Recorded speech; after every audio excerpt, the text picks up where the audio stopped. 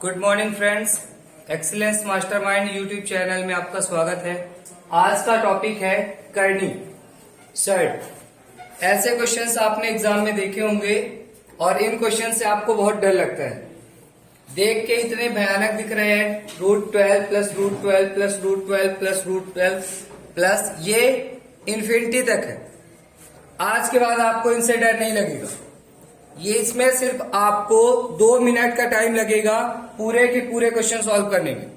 आप देख के आंसर बता देंगे। एक चीज ध्यान रखिएगा, जब भी यहां पर साइन प्लस या माइनस का होगा, जब भी यहां का साइन प्लस या माइनस का होगा, वैल्यू इन्फिनिटी तक जाएगी।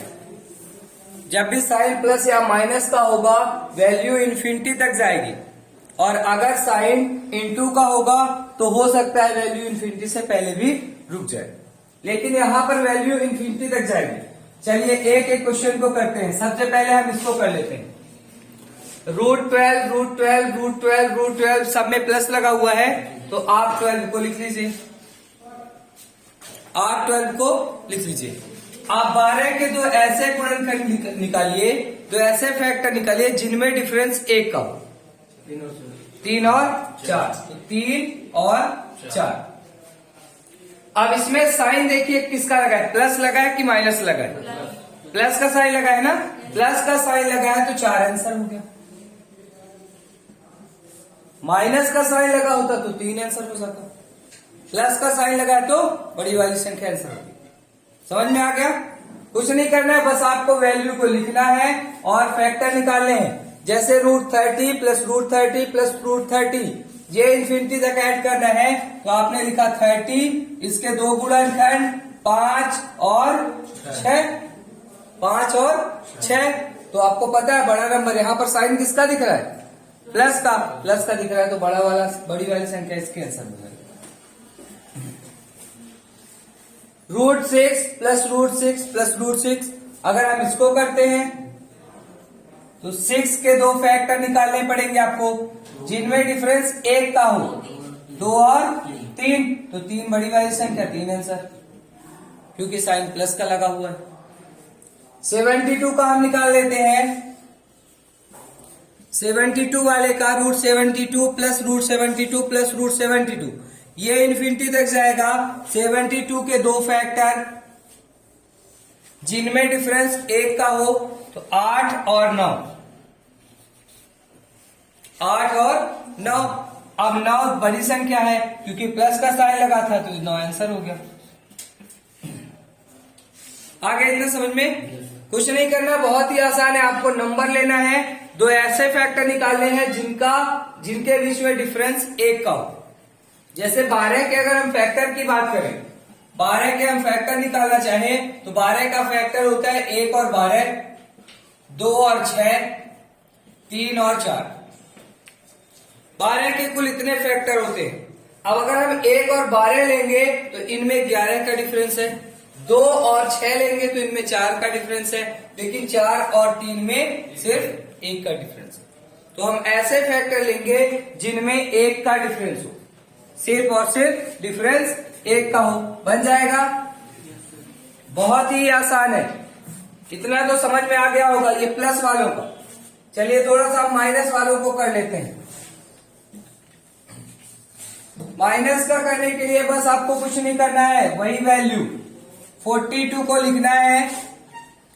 42 √42 प्लस माइनस √42 माइनस √42, और ये इन्फिनिटी तक जा रहा है, तो 42 को आपको लिखना है। इसके दो फैक्टर निकालने हैं, 6 और 7। अब देखना है साइन किसका लगा है, माइनस का, तो छोटे वाली संख्या इसका आंसर होगी। माइनस का लगा है तो छोटी वाली संख्या आंसर होगी। हम 56 का निकाल लेते हैं। 56 का निकाल लेते हैं। 56 में भी सेम वही दो गुणनखंड करने हैं आपको। √56 माइनस √56 माइनस √56, ये इन्फिनिटी तक, तो 56 का आपको दो गुणनखंड निकालना है, 7 और 8। अब साइन देखना है, माइनस का लगा है कि प्लस का लगा है? माइनस का लगा है, तो माइनस का लगा है तो छोटी वाली संख्या से आ रहा है समझ में? 20 का निकाल लेते हैं।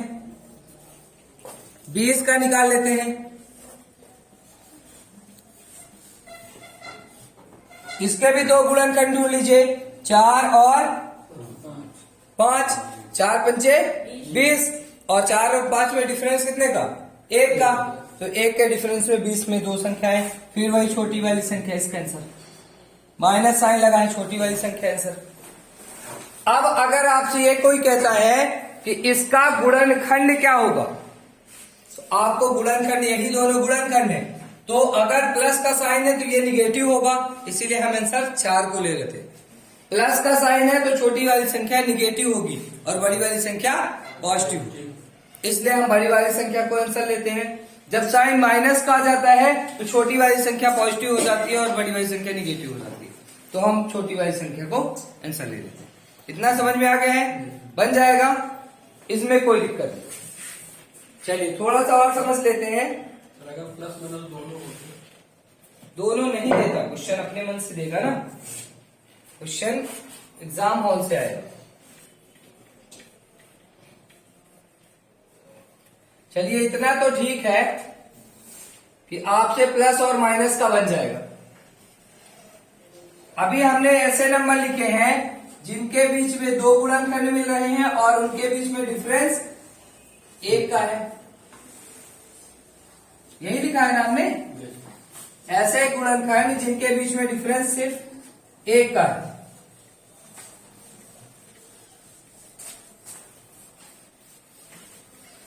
कुछ और सीख लेते हैं।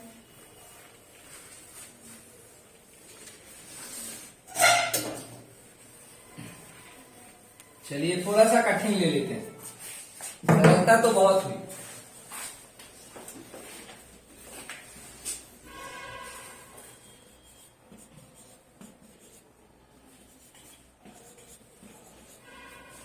अब आपके सामने 3 क्वेश्चन लिखे हुए हैं। आपको पता है कि 7 एक प्राइम नंबर है, 7 एक अभाज्य संख्या है, उसका तो कोई गुणनखंड ही नहीं होता। 7 एक अभाज्य संख्या है, उसका कोई गुणनखंड होता ही नहीं है। और क्वेश्चन मैं आपके सामने लिख देता हूं।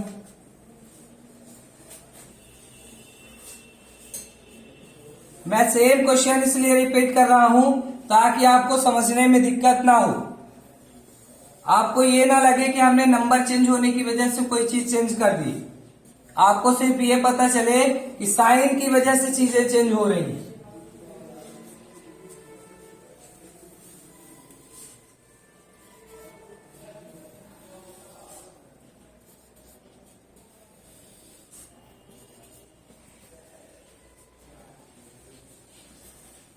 अब इनको सॉल्व करना है।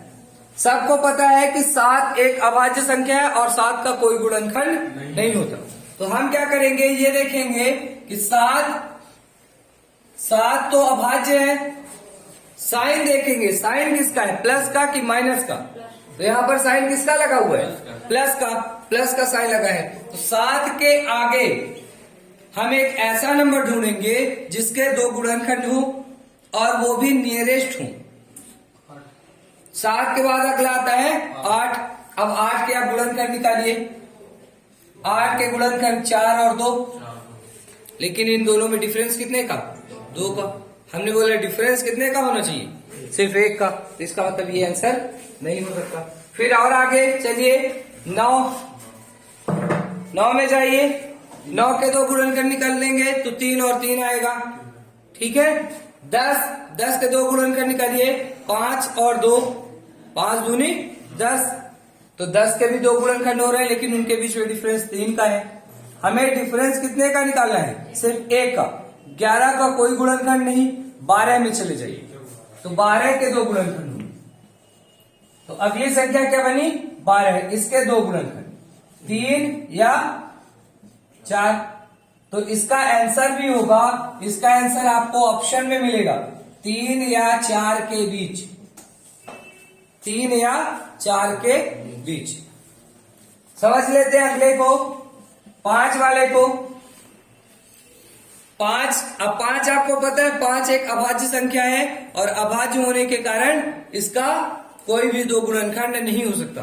तो 5 के आगे चलते हैं। 5 के बाद वाली संख्या 6 के दो गुणनखंड होते हैं क्या, होते हैं 2 और 3, जिनके बीच में 1 का डिफरेंस है। 2 और 3 इनके बीच में 1 का डिफरेंस है।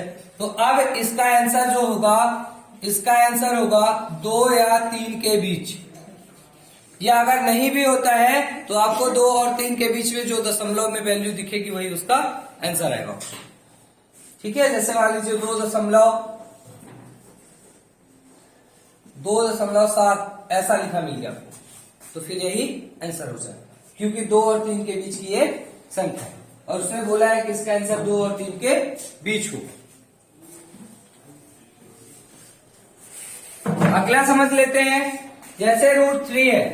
अब देखिएगा 3 का √3 प्लस √3 प्लस √3 प्लस √3 ये इंफिनिटी तक जाना है, तो हम 3 के आगे वाले नंबर में चले जाते हैं, क्योंकि 3 एक अभाज्य संख्या है, प्राइम नंबर है 3। तो इसके अगला अंक जो होगा वो कौन सा होगा? 4 के 2 गुणनखंड 2 और 1 2 दूनी 4, लेकिन उनमें डिफरेंस 1 का नहीं है। 5 का कोई गुणनखंड नहीं। 6 तो 6 का 2 गुणनखंड बना 3 का 6, सॉरी अभी 1 और हो सकता था, नहीं ठीक है 6 ठीक है, 6 हो जाएगा। इसका कहता है ये भी 2 और 3, इसका भी 2 और 3, तो इसका भी आंसर होगा 2 या 3 के बीच में। अब आप सोच रहे होंगे कि जब हमने 5 रखा था तो भी उसका आंसर 2 और 3 के बीच में आया था, 3 रखा तो भी हमारा आंसर 2 या 3 के बीच आया है। 3 का 2 और 3 के बीच,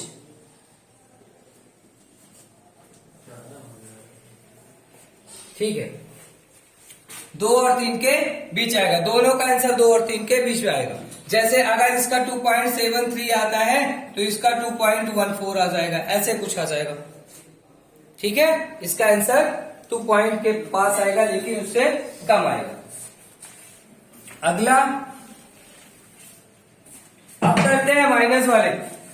-7 √7 इसको करना है, बस इसमें थोड़ा सा डिफरेंस है, इसमें प्लस साइन लगा हुआ था ऊपर और नीचे माइनस साइन लगा हुआ। चलिए माइनस वाले को कर लेते हैं। 7, अब 7 से छोटी माइनस साइन लगा है ना, तो 7 इसमें प्लस साइन लगा था तो हम ऊपर की तरफ गए थे, 7 से बड़ी संख्या हम ढूंढ रहे थे। अब यहाँ पर 7 से छोटी संख्या ढूंढेंगे, माइनस साइन लगा है, माइनस साइन लगा है तो छोटी संख्या, तो 7 से छोटी कौन सी? 6 के 2 गुणनखंड 2 और 3, 6 के 2 गुणनखंड जिनके बीच में डिफरेंस 1 का है, तो फिर इसका आंसर हो जाएगा 7 का भी सेम वही आंसर आएगा, 2 या 3 के मध्य। आंसर आएगा 2 या 3 के मध्य। अगला कर लेते हैं 5 का। फिर इसमें वही बात है, माइनस साइन लगा हुआ है, माइनस साइन लगा है तो पीछे की तरफ जाएंगे। 4 के 2 गुणनखंड निकालिए, 4 के 2 गुणनखंड निकालिए जिनमें 1 का डिफरेंस हो।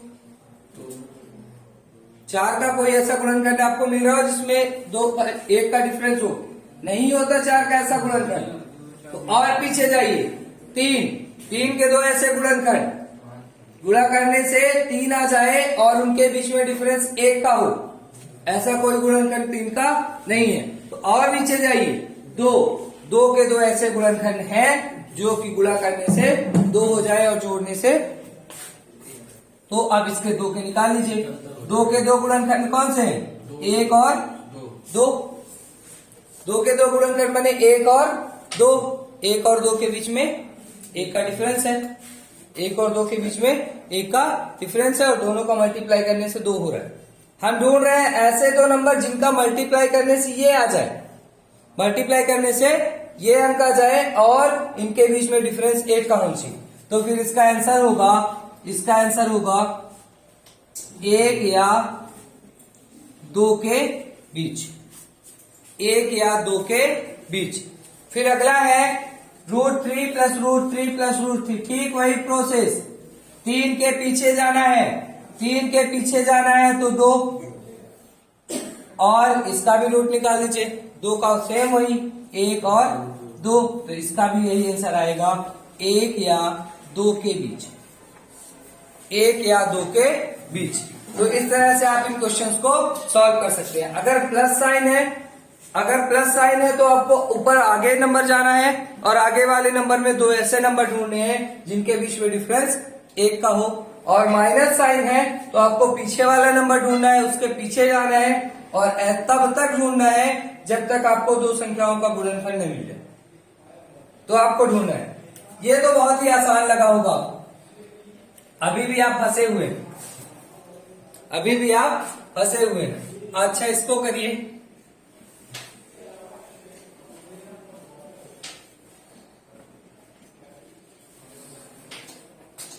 फिर वही बात, अब 1 आ गया। आप सबको पता है कि 1 क्या है? प्राइम नंबर है या एक यूनिक नंबर कह सकते हो। ना तो प्राइम है और ना ही कंपोजिट नंबर है, ना तो भाज्य है ना ही अभाज्य है, यूनिक नंबर है। अद्वितीय संख्या है 1। तो 1 के बाद अगला अंक कौन सा आएगा? 2।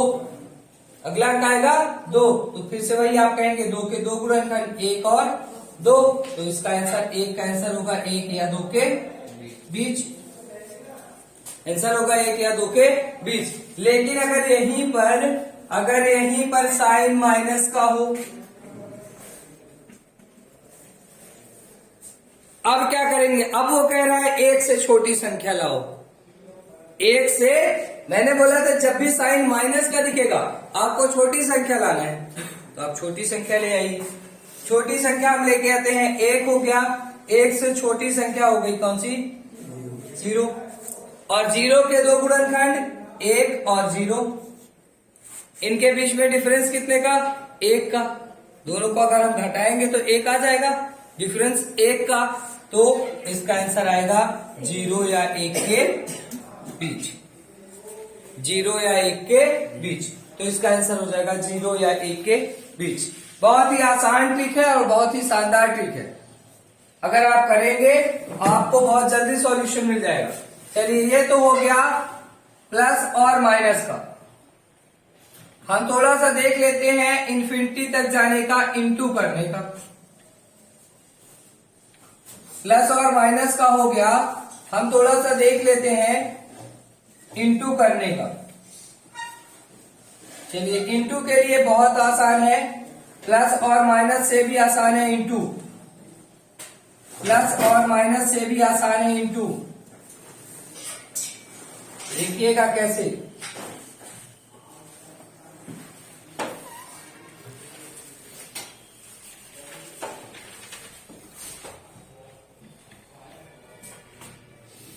चलिए, इसका देख लेते। ये समझ में आ गया है ना?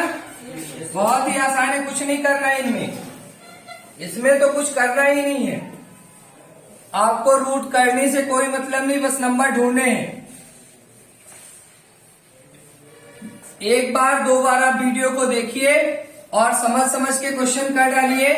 तीसरी बार आप देख के आंसर बता देंगे कि इसका आंसर ये आएगा, इसका आंसर ये आएगा।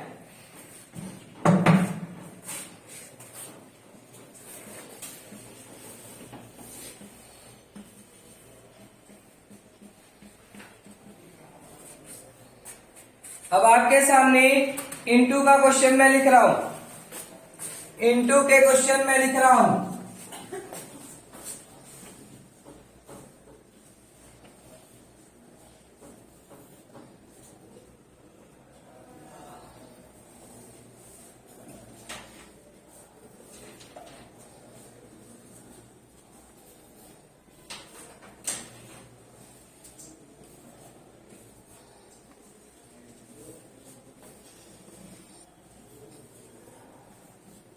चलिए, ध्यान से देख लीजिए। ध्यान से देखिए क्या डिफरेंस है तीनों क्वेश्चंस में। इन तीनों में और इन तीनों में डिफरेंस ये है, लिखे तो सब इनटू में ही है, सब के सब इनटू में है। सिर्फ क्या है, इन तीनों को इन्फिनिटी तक लेके जाना है। इन तीनों को इन्फिनिटी तक लेके जाना है और इन तीनों को इन्फिनिटी तक लेके नहीं जाना है। यानी कह रहा है कि इसका इन्फिनिटी तक का मल्टीपल क्या होगा और इसमें कह रहा है कि इसका डायरेक्ट मल्टीपल क्या होगा। चलिए, दोनों का आंसर निकाल लेते हैं। जब भी आपको इनटू में साइन इन्फिनिटी दिखे तो वही आंसर होगा। रूट के अंदर जो वैल्यू है वही आंसर होगी।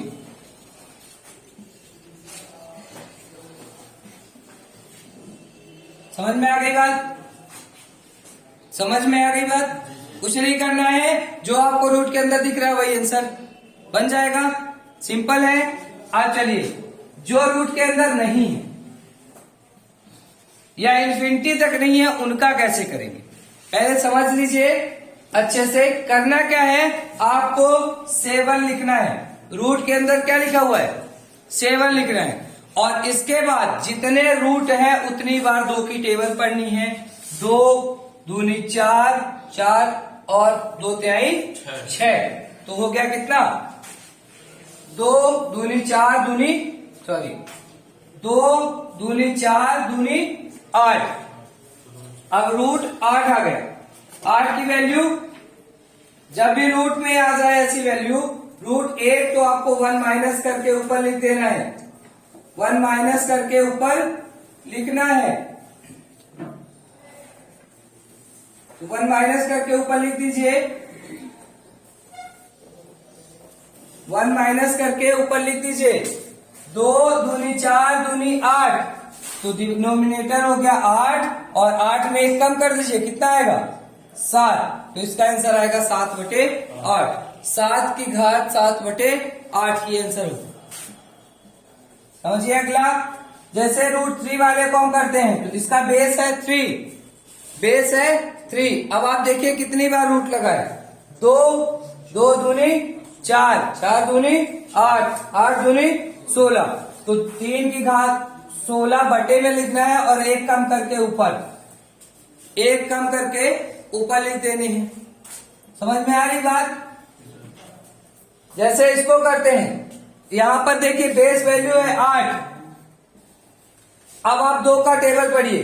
2 2 दूनी 4, 4 दूनी 8, 8 दूनी 16, 16 दूनी 32।